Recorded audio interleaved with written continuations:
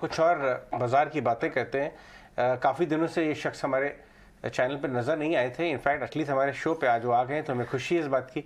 लेकिन बाज़ार में गौतम भाई की तो धूम मची हुई है। आज हम बात कर रहे हैं गोल्डी लॉक्स के गौतम शाह की। लेकिन अगर आप ये सोच रहे हैं कि हम अहमदाबाद वाले गौतम भाई की बात कर रहे हैं तो नहीं, वो तो आपको चार्ट्स पर नज़र आते ही हैं। गौतम, बहुत दिनों बाद बात हो रही है। कहाँ थे आप? ट्रैवल कर रहे थे, क्लाइंट को तेज़ी कराने में बिजी थे, कहाँ थे आप इतने दिनों से? Good morning. देखिए, क्लाइंट्स के साथ ही बिजी थे। आई थिंक इतना अच्छा मौका मिला था पिछले 6 हफ्तों में। मार्केट ने इतना अच्छा रैली दिया 9 महीने के एकदम एक डिफिकल्ट सा पीरियड में। सो आई थिंक ये सब अपॉर्चुनिटीज बार बार आती नहीं है, तो हम थोड़ा सा इसी में बिजी थे, अपने सब्सक्राइबर्स को पैसा कमाने में की मदद करने में।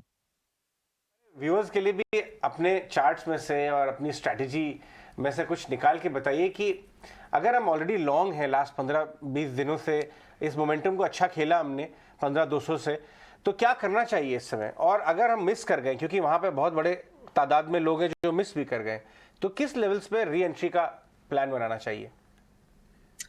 देखिए, ये समझना जरूरी है कि छह हफ्ते पहले जब बाजार 15,200-400 के लेवल पे था, तो ब्रेथ स्टडीज ने हमें कहा था कि ये थोड़ा सा ओवरडन हो रहा है और यहाँ पर खरीदारी करनी चाहिए।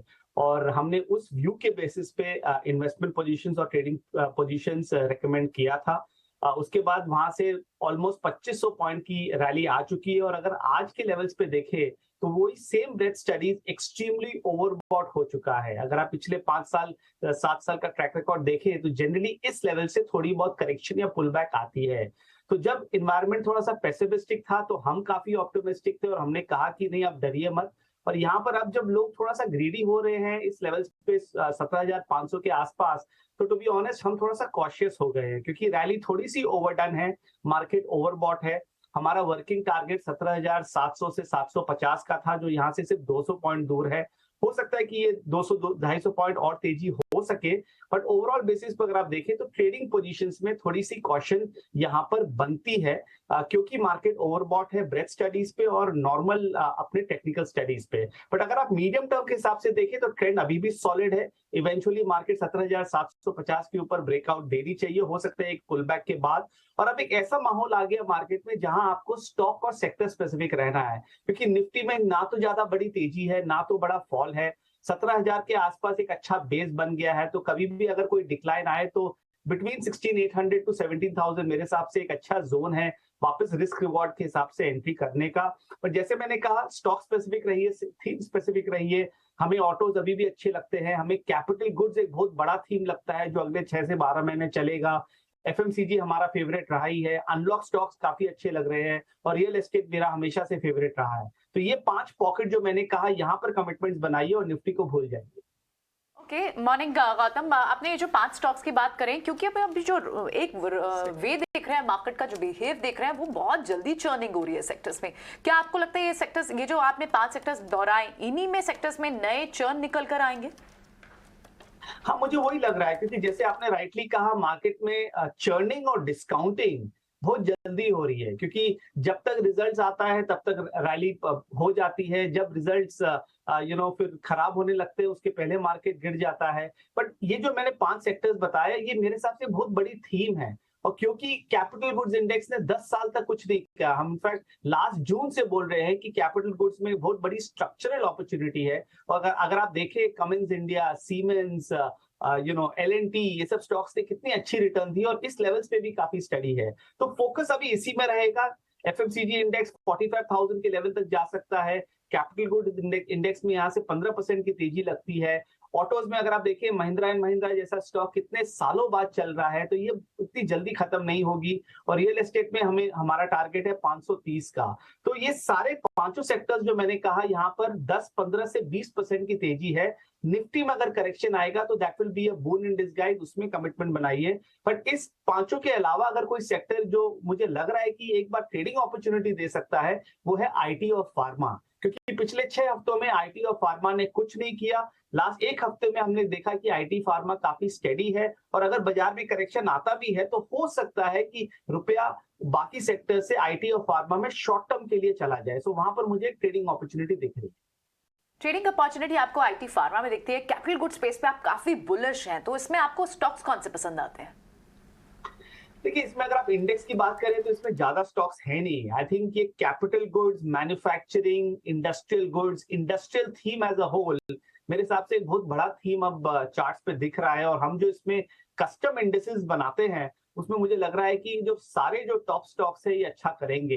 तो इसमें टॉप ऑफ द लिस्ट तो एल है। माने किसी को अगर पीस ऑफ माइंड चाहिए और आउट परफॉर्मेंस चाहिए तो आपके पोर्टफोलियो का 10 से 15% मेरे हिसाब से एल में होना चाहिए, क्योंकि ये स्टॉक में यहाँ से भी बहुत बड़ी तेजी हो सकती है। Not only lifetime highs but maybe eventually अगर आप 1-1.5 साल की बात करें तो ये 2400 के लेवल तक जा सकता है। तो जैसे आपको मालूम है मेरा व्यू आईटीसी पे काफी बुलिश था जब कोई इसको देख रहा नहीं था 200-210 के आसपास, और मैंने उसको 300 के लेवल तक हम उसको प्ले किए। वैसे ही मुझे लग रहा है कि जो आईटीसी में हुआ वो एलएनटी में हो सकता है। और बाकी स्टॉक्स में भी अगर आप देखें एबीबी का सेटअप अच्छा है, कमिंस इंडिया का सेटअप अच्छा है, सीमेंस तो लाइफ टाइम हाइस पे है और यहाँ पर भी बड़ी तेजी आनी चाहिए। और स्मॉलर दो capital good mid cap stocks है वहां पर बास्केट बाइंग कीजिए, वहां बेटर रहेगा। ओके ठीक है, तो आप कह रहे हैं कमिंस ठीक है, सीमेंस ठीक है, आईटीसी की तर्ज पे एलएनटी चल सकता है। गौतम एक चीज़ आपसे और पता करनी है, अभी आपने फार्मास्यूटिकल्स का नाम भी लिया।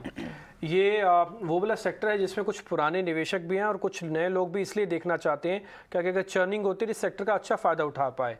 तो आप मेरे को अगर 2 नाम बता पाएँ, 2 या 3 नाम बता पाएँ जिसके अंदर सीधी पोजीशंस अभी ली जा सकती है, उसमें ज़रा वेट ना करना पड़े, अभी ले सकते हैं उसमें। तो देखिए, टू बी ऑनेस्ट वैसा कोई सेटअप है नहीं कि मैं आपको नाम बता सकूं और वो अगले 5-7-10 दिन में ही चल जाए। मैं सिर्फ ये एक स्ट्रक्चरल स्टोरी के हिसाब से बात कर रहा हूं कि वो सेक्टर लग रहा है कि घूम रहा है।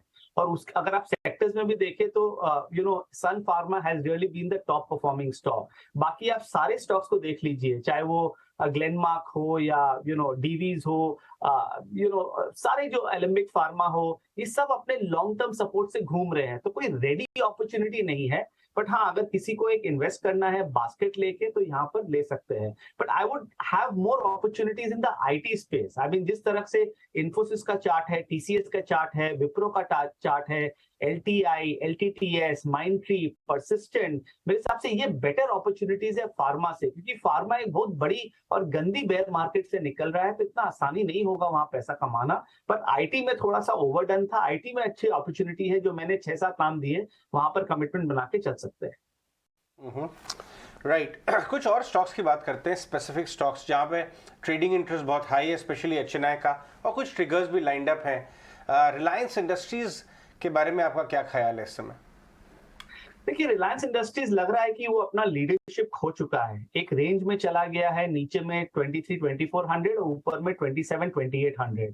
मुझे नहीं लगता है कि वो लंबे अरसे तक अंडर परफॉर्म करेगा, बट आई थिंक एक बार वो एक मार्केट परफॉर्मर बन गया है, क्योंकि रिलायंस का जो वीकनेस है अभी या अंडर परफॉर्मेंस है वो बैंक्स ने कवर अप कर दिया। अगर आप आईसीआईसीआई बैंक और एसबीआई को देखें तो वो ऑलमोस्ट लाइफ टाइम हाइस पे चल रहे हैं and they have been the best performing stocks in the banks. तो मुझे लग रहा है कि यहाँ पर रिलायंस थोड़ा सा एक बार एक रेंज में अभी भी चलेगा और अपॉर्चुनिटी ज्यादा आईटी और बैंकिंग में है। बैंकिंग में मुझे लगता है कि इवेंचुअल टारगेट इस इंडेक्स का 41,000 है, तो यहाँ से भी बड़ी तेजी आएगी। 38,800 इमीडिएट रेसिस्टेंस है, वहां पर थोड़ी सी एक रेसिस्टेंस आ सकती है। बट अगर अगले 6 महीना के हिसाब से अगर प्लानिंग करना है या सोचना है तो कैपिटल गुड्स, एफएमसीजी जिसमें आईटीसी और एचयूएल हमें अच्छा लगता है, और जैसे मैंने कहा बैंक्स, वहां पर कमिटमेंट बनाइए। बैंक्स की बात करते हैं, चलिए बैंक के कंट्रीब्यूटर्स को लेके आइए रेटे साहब। आपने आईटीसी, आपने एक्सिस और आईसीआईसीआई बैंक की बात की, एसबीआई की बात की और आईसीआईसीआई की बात की। एक्सिस पे क्या व्यू है आपका? और दूसरा एचडीएफसी बैंक में भी आए दिन अब थोड़ी से अच्छे मूव्स नजर आ रहे हैं, क्या आपको लग रहा है वहां वर्स्ट ओवर हो चुका है? कुछ और अगर आप बैंक्स में स्टॉक्स के बारे में बताएं।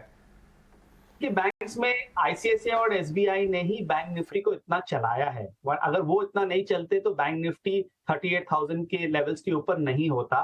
बट अब मुझे लग रहा है कि दूसरे बैंक्स भी पार्टिसिपेट करेंगे। तो जैसे आपने कहा एचडीएफसी बैंक, अगर आप उसका चार्ट देखें तो रीसेंट लो जो है वो प्री कोविड हाई था, और ये कई बैंकिंग स्टॉक्स में हुआ है कि वो अपने लॉन्ग टर्म सपोर्ट से अच्छा से टर्न अराउंड किए हैं। तो मुझे लग रहा है कि अगर आपका रिस्क रिवॉर्ड व्यू है के बेसिस पे व्यू है, अगर आपका 3, 6, 12 महीने का व्यू है तो एचडीएफसी बैंक में भी कमिटमेंट बना सकते हैं, यहाँ से अच्छी तेजी आनी चाहिए। एक्सिस थोड़ा सा वॉलेटाइल टाइप का स्टॉक है, मालूम है नीचे से अच्छा चला है, बट हल्की से भी अगर मार्केट में करेक्शन आती है तो एक्सिस जैसा स्टॉक सबसे पहले नीचे जाता है, तो इसीलिए मेरा उतना कंफर्ट है नहीं। मगर पीएसयू बैंक्स में अगर आप देखें तो एसबीआई को छोड़ के कैनरा बैंक और बैंक ऑफ बड़ौदा के सेटअप्स काफी अच्छे हैं लॉन्ग टर्म के हिसाब से, और अगर मार्केट में करेक्शन आती है तो ये दो बैंक्स में पोजीशन बना सकते हैं। आई थिंक इसमें अच्छी रिटर्न बनेगी क्योंकि ये अच्छी सी स्ट्रक्चरल स्टोरी चार्ट्स पे दिख रही है। गौतम, अगर ये मान लो बैंक ऑफ बड़ौदा और कैनरा बैंक को खरीदना हो तो हम कितना एक्सपेक्ट करें, परसेंटेज में कितना रिटर्न तक मिल सकता है, और हमारा रिस्क रिवॉर्ड यहाँ पे कितना ठीक है? पहले ये समझना होगा कि अगर निफ्टी में 200 से 500 पॉइंट की करेक्शन आती है, जो मेरा व्यू है, तो उसके हिसाब से आपको हो सकता है कि 5-7% ये नीचे मिल जाए। तो अगर आप खरीदारी आज शुरू करना चाहेंगे तो 2-3 ट्रांचेस में खरीदिए। I think that is always best आज के मार्केट एनवायरनमेंट में। और अगर आपका 6 से 12 महीना का व्यू है तो मुझे लगता है कि 25 से 30% की रिटर्न आराम से मिल जाएगी, जो काफी दूसरे बड़े बैंकों में हो सकता है आपको नहीं मिले, हो सकता है बैंक निफ्टी में आपको नहीं मिले। सो कैनरा और BSE में जैसे मैंने कहा 5 से 7% का डाउनसाइड पोटेंशियल है और 25 से 30% की तेजी लग रही है। बिल्कुल गौतम, एक और चीज आपसे पूछना चाहिए, कास्टिंग एंड फोर्जिंग ये सेगमेंट में हम भी देख रहे हैं कि काफी अच्छा इंटरेस्ट दिख रहा है, लेकिन एक कंसर्न इन काउंटर्स के लिए, इन कंपनीज के लिए, क्या आपको दिखता है कि आपका पहले तो इस सेक्टर पर व्यू क्या होगा, और क्या एक ये काउंटर थॉट भी याद रखना होगा कि जिस तरह से यूरोप में स्लो डाउन है और इन कंपनियों का अच्छा एक्सपोजर है यूरोपियन यूएस साइड पर, तो क्या वहां से किस तरह की हेडविंड्स आ सकती हैं? क्या व्यू रहेगा आपका स्पेस पे? देखिए, 2 पॉइंट है। एक तो क्या है कि ये ग्लोबल हेडविंड्स जो है इनको हम ज्यादा फैक्टर इन कर नहीं सकते हैं, क्योंकि 6 हफ्ते पहले हम इतना रिसेशन के बारे में बात कर रहे थे और उसके बाद मार्केट में इतनी बड़ी तेजी आती है, और India has been one of the best performing markets in the world in the last 6 weeks. तो ये समझना जरूरी है कि मार्केट ने इसको काफी अच्छे तरीके से डिस्काउंट कर दिया है। तो ये जो यूरोपियन हेडविंड्स है या यूएस रिलेटेड हेडविंड्स है और जो रिसेशन, इंटरेस्ट रेट और इन्फ्लेशन का जो टॉक्स है, ये ऑलरेडी प्राइस में है। आई डोंट थिंक ये मार्केट्स को अब इम्पैक्ट करेगा। पर जैसे आपने कहा casting and forging, I think this is a very big theme, क्योंकि जिस तरह के वंडरफुल चार्ट्स है इतने सालों बाद, मुझे लग रहा है कि इसमें अभी तेजी अच्छी बनेगी। और हम लोग ने भी 2-3 स्टॉक्स अभी रिसेंटली रेकमेंड किया था, तो मुझे लग रहा है कि इसमें लंबे इन्वेस्टमेंट्स के हिसाब से बने रहना चाहिए।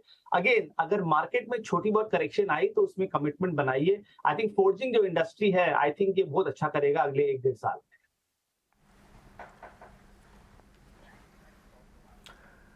ठीक है गौतम, बहुत बहुत शुक्रिया, थैंक यू वेरी मच आज समय देने के लिए। अच्छा लगा आपसे बातचीत करके, जल्दी आपसे वापस मुलाकात होती है। बहुत बहुत शुक्रिया, आपने कैपिटल गुड्स के बारे में बताया। आप कह रहे हैं कि IT के अंदर इस समय ज़्यादा दम है, इस पर आप ध्यान रख सकते हैं।